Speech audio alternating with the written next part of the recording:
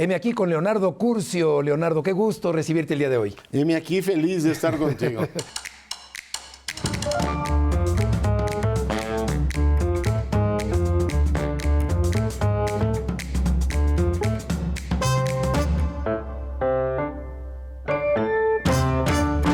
¿Siempre quisiste ser periodista? No lo sé, creo que siempre quise ser profesor y después vino lo de periodista y me gustó muchísimo. ¿Qué tanta libertad de expresión hay en México actualmente? Mira, hay la suficiente para que podamos seguirnos considerando una democracia. Naturalmente siempre hay un juego de presiones, como ocurre en prácticamente cualquier sistema, pero diría que hay la necesaria para que sigamos formados en la fila de las democracias. ¿Qué tan peligroso resulta ser periodista en el México actual? Fíjate que es muy peligroso, lamentablemente, para muchos colegas en los estados, enfrentarse al vínculo que une lo político y lo criminal les puede costar la vida. En la capital de la República gozamos de un espacio de seguridad relativa, algunos colegas han sido objeto de atentados incluso, pero cuando uno compara el riesgo que viven los colegas en los estados es enorme y yo no puedo más que solidarizarme con ellos. Claro. En algunos casos hacen su trabajo de forma absolutamente heroica. ¿Y la tendencia es que ese peligro se mantenga o que vaya decreciendo paulatinamente? Ay de mí, no decrecen. Los mecanismos de cuidado de los periodistas no han funcionado y el entorno que genera esa violencia, más la impunidad, lamentablemente hace que las cifras sigan subiendo. Somos un país altísimamente peligroso para el ejercicio del periodismo. ¿Y qué tiene que pasar para que eso cambie? Reducción de la impunidad y ir generando los espacios para que los que atentan con los periodistas sepan un principio casi bíblico: el que la hace la paga. Sí. En este país, quien la hace no la paga. No todavía. De acuerdo. ¿Tú te has llegado a sentir inseguro en algún momento? Físicamente no he recibido amenazas, muchos insultos. En algún momento me dijeron que me lo tenía que tomar en serio porque hubo un par que recibí en su momento, pero no es una cuestión que haya sentido. ¿Así era antes en México? Fíjate que yo creo que era diferente. Había un poder político opresivo y había un muy, breve espacio para disentir del gobierno. Por tanto, no había estas condiciones de apertura que hoy tenemos, ni las organizaciones criminales tenían el poder que hoy tienen para atentar contra los periodistas. Muchas cosas han cambiado en este país, para bien y para mal. ¿A la población mexicana en general le interesa la política? Fíjate que creo que no. Somos un país muy despolitizado. En los 60, don Pablo González Casanova escribió La democracia en México y decía que hay un porcentaje amplio de los compatriotas que viven marginados, los llamaban los ilotas, ¿no? Los que están fuera de la discusión pública y eran pues gente que no está informada de absolutamente nada. O sea, tú les puedes decir que la secretaria de Gobernación es Margaret Thatcher y te lo creen, ¿no? Es decir, sí hay un porcentaje muy amplio de los compatriotas que no tiene un conocimiento básico de la política y hay otro que por razones de tipo personal considera que la política es algo despreciable, deleznable o que no va con su estilo de vida. ¿Y ese desinterés en qué repercute? Repercute en niveles de abstención altísimos. O sea, si tú comparas el nivel de participación que tiene México con los de otras repúblicas sudamericanas, claro, en muchas de ellas el voto es obligatorio. Aquí vamos de fiesta cuando vota el 60%, o sea, 6 de cada 10.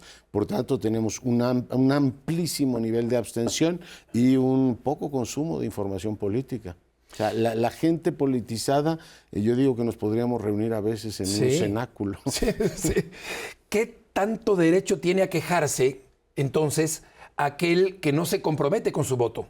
Todo, porque son ciudadanos y por el hecho de serlo tendrían derecho efectivamente a hacerlo, porque, bueno, en una república todos somos iguales, el que se interesa más o el que se interesa menos, el que sabe más o el que sabe menos.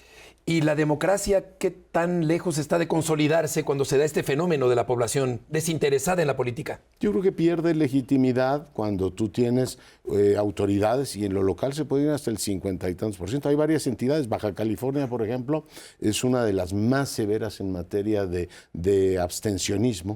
O sea, deslegitimas a los gobiernos y cuando un gobierno no siente que tiene el apoyo popular, pierde la capacidad política para operar y, por supuesto, para hacer grandes transformaciones. Es como los jugadores cuando no se sienten apoyados por la tribuna, pues juegan a lo mínimo. Dicen, aquí de todas maneras no me van a aplaudir, voy a lo mínimo. Administrar el juego. Sí. ¿Qué es lo más apasionante, Leonardo, del periodismo? su novedad, el despertarse cada día con un ángulo nuevo, es, tú lo sabes porque eres un periodista de excepción, esta idea de que siempre tienes un horizonte nuevo, a pesar de que siempre es lo mismo, a diferencia de otras profesiones, para nosotros el día siempre empieza con ¿qué hay de nuevo? Claro.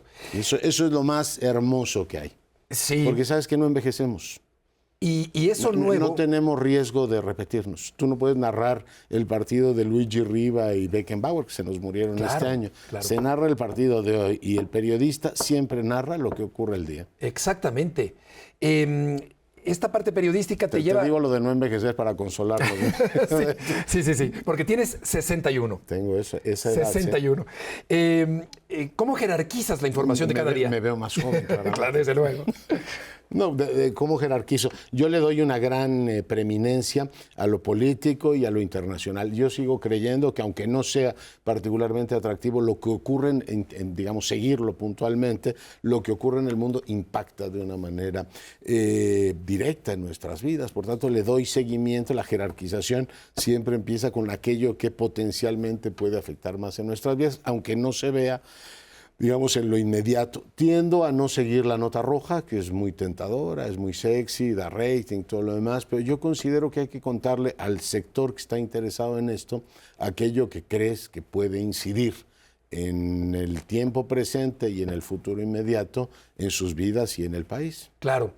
Ese es mi, digamos, elemento para jerarquizar. De jerarquizar y de formar el noticiero. Sí, aunque a veces es más atractivo irse con la nota del muerto de hoy, el colgado, ¿no? Pero sí, aplico ese elemento de jerarquización. ¿Abres el noticiero con la noticia más importante del día? Con la que yo considero más importante. A lo mejor pude abrir con algo más atractivo, pero creo que esa en el mediano plazo es la que más va a afectar al país. ¿Qué tanto te interesa el rating?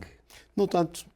Tengo que, por supuesto, estar atento. ¿O te han contratado con base en el rating que entregas? No como tal, porque de todas maneras hago del noticiero político, es un noticiero de nicho, no es un noticiero, digamos, pensado para la gran audiencia, pero no es un tema, por supuesto que estoy atento, que te ve alguien, ¿no? Es importante y he tenido la fortuna de que hay una audiencia fiel que me ha venido siguiendo, pero no es un elemento fundamental.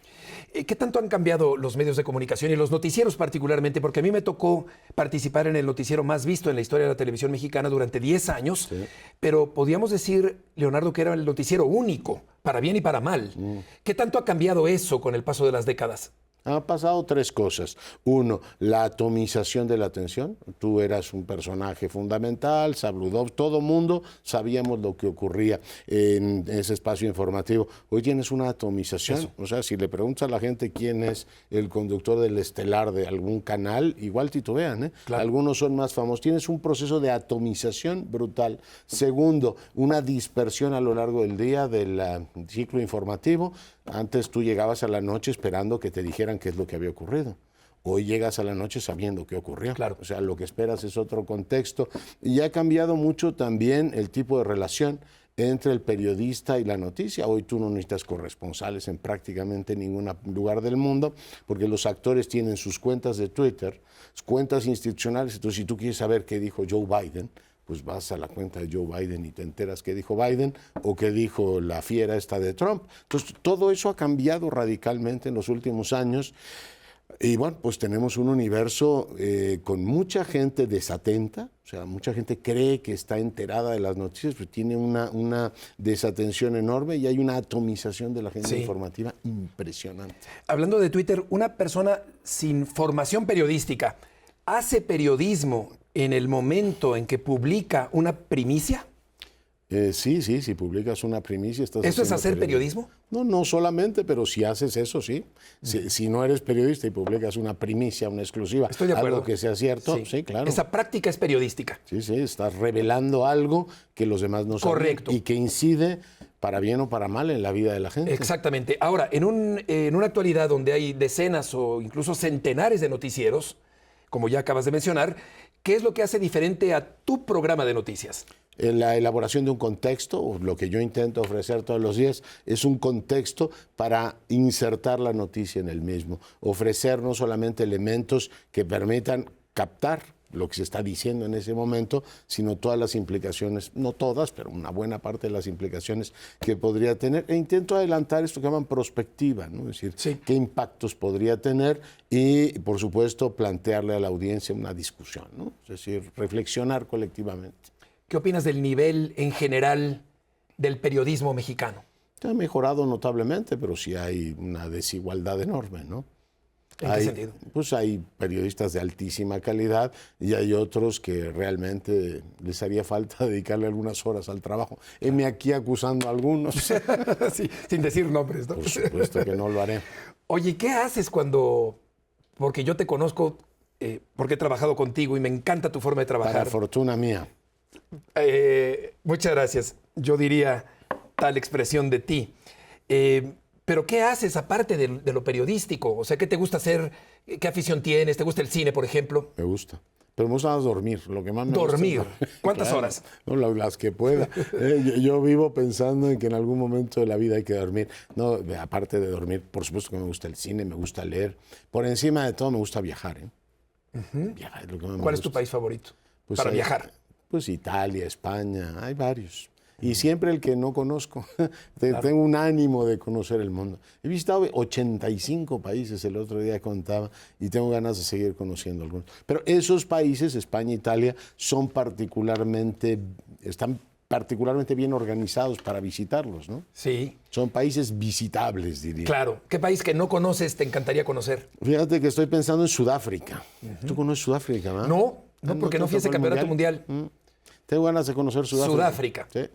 ¿Por qué? El África, no, es un país atractivo. Dicen que además es un desafío social, ¿no? El experimento que están viviendo ahí es muy sugerente. Es un país emblemático por lo que ha significado para mi generación, ¿no? La salida del apartheid. Pero además dicen que es una belleza inefable, ¿no? Digamos, la parte meridional de África. ¿Qué tan esperanzado o desalentado estás del México en el que vives?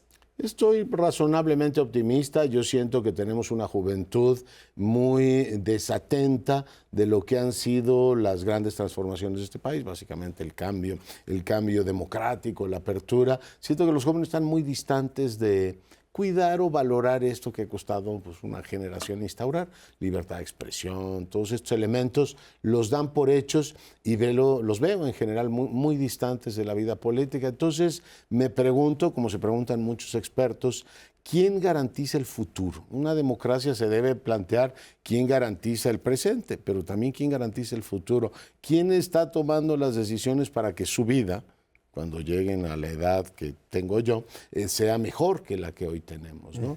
Esa parte me resulta sorprendente, ¿no? Esa desatención de los jóvenes. Vamos a ver cuántos votan en la elección que viene y qué interés muestran en que finalmente pues este es su país, hay que construirlo entre todos. Sin que, como dices, el mexicano se sienta particularmente atraído o interesado en lo más elemental de la política, ¿cuál consideras que es la percepción del mexicano ante la posibilidad de que una mujer sea presidenta del país? Yo creo que para fortuna de todos lo hemos asumido ya. Y empieza a ser una, digamos, cuestión natural. Ha venido por una fase, digamos, de aproximaciones sucesivas. Hemos tenido ya varias candidatas a la presidencia, Patricia Mercado, Cecilia Soto, Josefina Vázquez Mota, y ahora ven con más naturalidad esta posibilidad, igual que vemos ahora con naturalidad que las dos cámaras sean presididas por mujeres, que la Suprema Corte sea presidida por mujer, y lo celebro. Es un gesto de civilización de este país. Volviendo a tus... Que eso deberían también valorarlo los jóvenes. Es decir, alguien les debería recordar que hubo un tiempo en el cual este mundo era absolutamente patriarcal, ¿no? Sí. Es decir, no digo que lancen serpentinas y digan que en qué mundo maravilloso vivimos, pero sí hay cosas que han cambiado. Pero esta juventud mexicana tiene este interés en lo que puede venir por delante. Yo tengo la impresión de que no. Que no. Están muy desatentos. Una buena parte de ellos no consume, fíjate, información general. Consume TikTok, el 30% en Estados Unidos. Aquí en México no sé cómo están los números. Se informa por TikTok, es decir, no se informa, se entretiene en TikTok.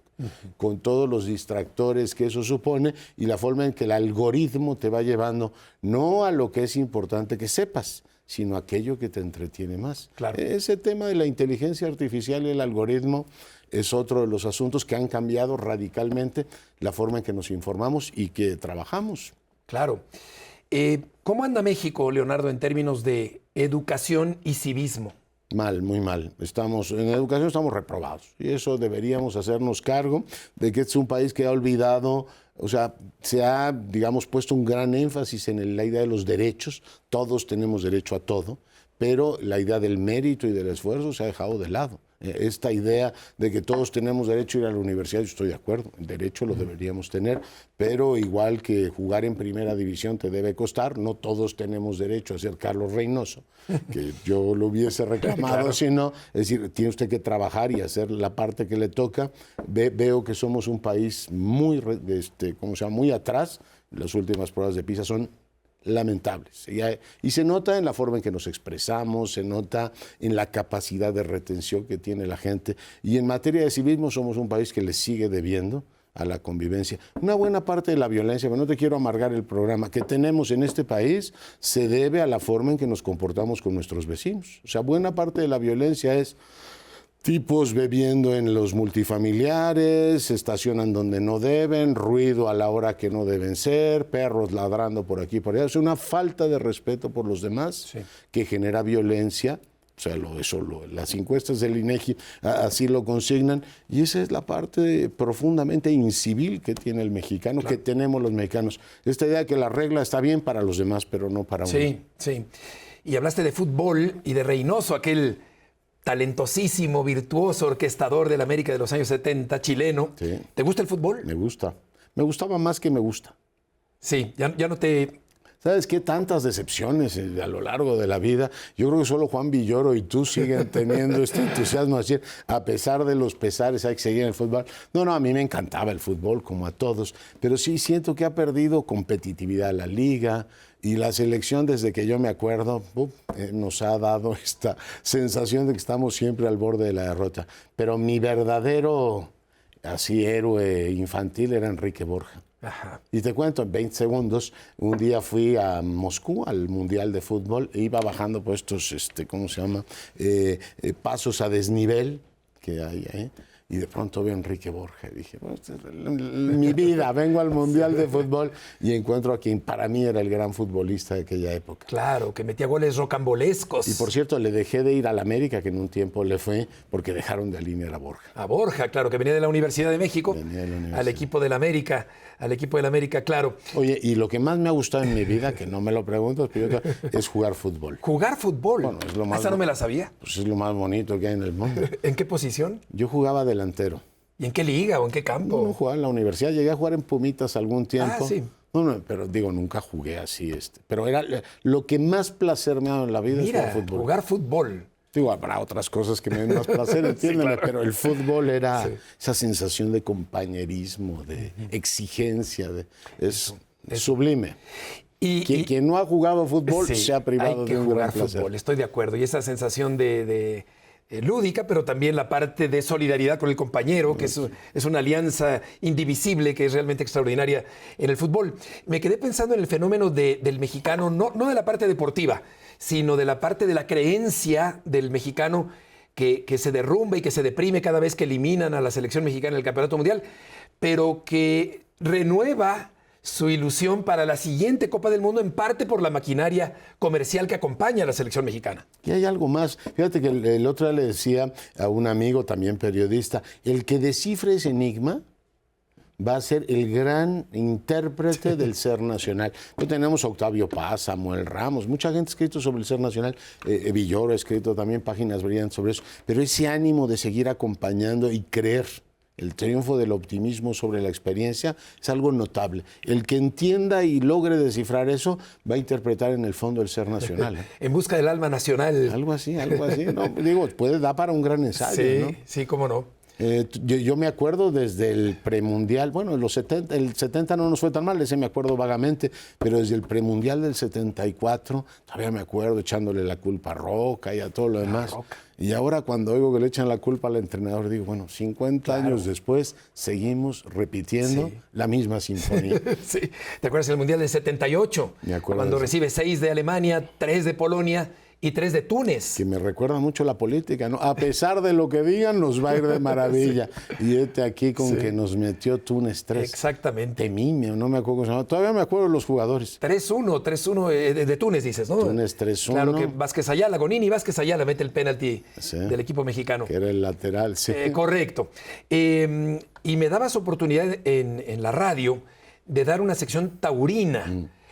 ¿Cuál es tu percepción sobre cómo ha venido transformándose la forma de ver a la tauromaquia por parte de la sociedad mexicana? Fíjate que una de las cosas en las que siento que hemos retrocedido es esta sociedad que empieza a prohibir, ¿no? Estos prohibicionismos por una conformidad prácticamente política, es decir, hay que estar en contra de los toros. Yo muy aficionado a los toros no soy, no entiendo demasiado, a pesar de que tú has hecho esfuerzos civilizatorios, casi de misionero. No, pero aprecio un montón todo lo que me has enseñado, tus crónicas, etcétera. Pero esta idea de prohibir me parece una idea falsa, pero tampoco la siento en el fondo del alma nacional. Y celebro ahora que la plaza se vaya a reabrir, ¿no? A mí me parece que es un espectáculo colorido, lleno de expresiones culturales, que le da riqueza a nuestra paleta lingüística. Y siento que es bastante genuino, por más que quieran plantear esto como algo impuesto. Yo veo que en todos los pueblos de este país la idea de la fiesta está ligada a los castillos de la pirotecnia y a los toros. Claro, de acuerdo. Y la reanudación de la tauromaquia está ligada a la tolerancia, a la libertad, a la democracia, a lo constitucional también. La libertad. En este país. Leonardo, por último. Esta idea de prohibir es malísima. De acuerdo. Prohibido. Porque a mí no me gusta. Exacto. Pues no vayas. No, claro. No vayas a los toros, ¿no? O a cualquier cosa que no te guste, pero no por eso tienes que imponer que se clausure una actividad, que además genera empleos y que tiene esta riqueza histórica y cultural y artística. Por último, tú que estás en contacto con la información. Estoy muy a gusto platicando estamos pasando contigo. Estamos a todo dar, pero tenemos un tiempo que tú lo sabes muy bien. Tú que estás en contacto con la información diaria, ¿cómo sientes que se ve a México desde fuera? Muy mal. He hecho, digamos, un par de estudios sobre el particular que se llama Orgullo y Prejuicios. Muy mal. Somos un país que se asocia primero con la criminalidad, y la industria del entretenimiento ayuda decisivamente a eso.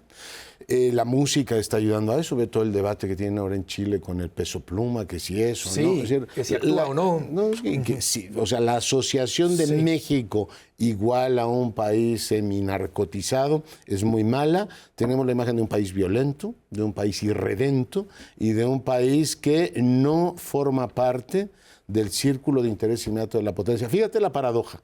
Somos el primer socio comercial de los Estados Unidos y no nos ven como su amigo, nos quieren cerrar la frontera. ¿Tú cómo te explicas eso? Si no es un choque, déjame decirlo muy domingueramente, de intersubjetividades. O sea, tú y yo somos socios y tú me ves a mí como tu enemigo mortal. Sí. Y te digo, ¿qué te he hecho, Beto, para que me veas así? Y tú dices, es que, Leonardo, tienes unas prácticas rarísimas. En fin, no me extiendo, se ve como un país violento. La imagen del país no es buena. Y para mí debería ser una política de Estado mejorarla, porque este país no es un país de delincuentes, o no solo es un país de delincuentes. Claro. Tiene mucho más que darle al mundo. Y si te pidiera ponerte positivo, ¿en qué año calculas que esta situación lamentable, deplorable, pudiera cambiar? Yo creo que se puede trabajar en 10 años. Mira, 10 años. Sí, buenos contenidos en el sistema de entretenimiento. O sea, tú puedes tener una serie donde el mexicano no es el narco, sino el bueno. Y el narco es un rubio anglosajón, ¿no? Vamos a cambiar un poco los papeles.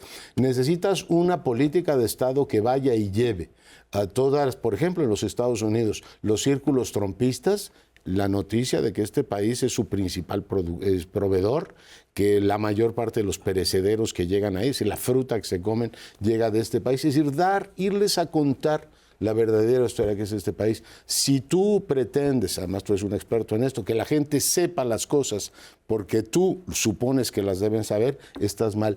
Tú debes llevar esos contenidos en canales de señales internacionales en inglés, etcétera, donde cuentes tu propia historia.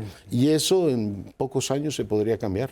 ¿Y el periodismo juega un papel importante en ese cambio? Claro, y la diplomacia pública. La diplomacia. Deberíamos tener señales. Somos uno de los pocos países, fíjate, sin señal internacional en otra lengua.